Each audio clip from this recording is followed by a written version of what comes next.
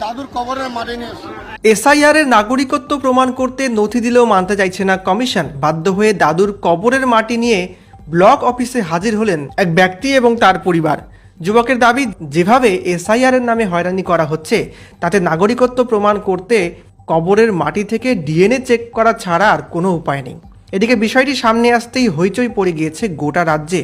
BJP এবং নির্বাচন কমিশনকে আক্রমণ করেছে তৃণমূল কংগ্রেস। পাল্টা তৃণমূলের বিরুদ্ধে মানুষকে বিভ্রান্ত করার পাল্টা অভিযোগ তুলেছে বিজেপিও। এই ব্যাপারে কি বলছেন ওই ব্যক্তি, শুনে নেওয়া যাক।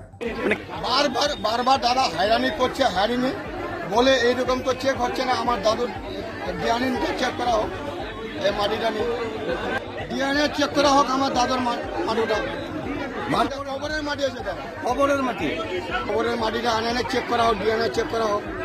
ভোট কমিশনকে বলছে এরকম তো আমাদের কাগজপত্র বুঝতে পারবে না।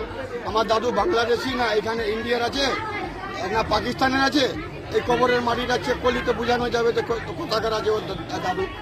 নোটিশ আসছে, বারবার নোটিশ আসছে, কিছু বলছে না, এরা ইস্যু দিচ্ছে না, রিসিভও দিচ্ছে না।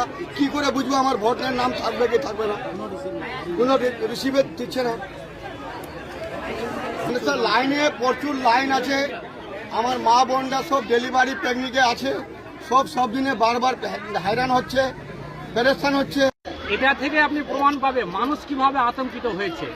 মানুষকে নির্বাচন কমিশন এই এসআইআর এর নামে একটা মৃত্যুর লাইনে দাঁড় করিয়ে দিয়েছে। মানুষকে কিভাবে মেরে ফেলা যায়, মানুষকে কিভাবে হত্যা করা যায় তারই একটা ব্যবস্থা করেছে নির্বাচন কমিশন। তার প্রমাণ আজকে হরিশ্চন্দ্রপুর আপনি এখানে দেখলেন ব্লক 1-এ, যে তার প্রমাণ দেওয়ার জন্য যে ওই যে ভারতীয় সে নিয়ে এসছে ওর দাদুর কবরের মাটি নিয়ে এসছে।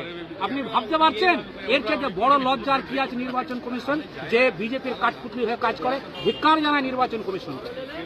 আপনি কিসের উস্কানি দেখলেন দাদা? ওই যে মাটির ওর দাদুর মাটির কবরের নিয়ে আসে, ওর সেই ওই যে ভারতীয়তা প্রমাণ করার জন্য এখানে উস্কানির কি আছে? একটা ভিত্তিহীন অভিযোগ। বিজেপি 2026-এ লড়াই করার কোনো ওদের অজুহাত কোনো ওদের উন্নয়নের মূলক কোনো কাজ নেই। কি করে যে ভোট চাইবে তার কোনো কাজ নেই। মানুষকে পাগল করে দিয়েছে। আপনি দেখুন, যেদিন থেকে 14 তারিখ থেকে শুরু হয়েছে, মানুষ লাইনের পর লাইনে এসে দাঁড়াচ্ছে। সকাল 8টায় আসছে, সন্ধ্যা আপনার 6টার পরে যাচ্ছে।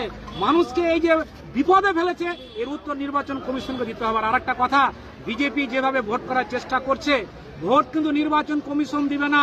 ভোটের সময় ভোট দিবে কারা? সাধারণ মানুষ। আর এই সাধারণ মানুষকে হয়রানি করছে, এর জবাব 2026-এ সাধারণ মানুষ দেবে বিজেপি।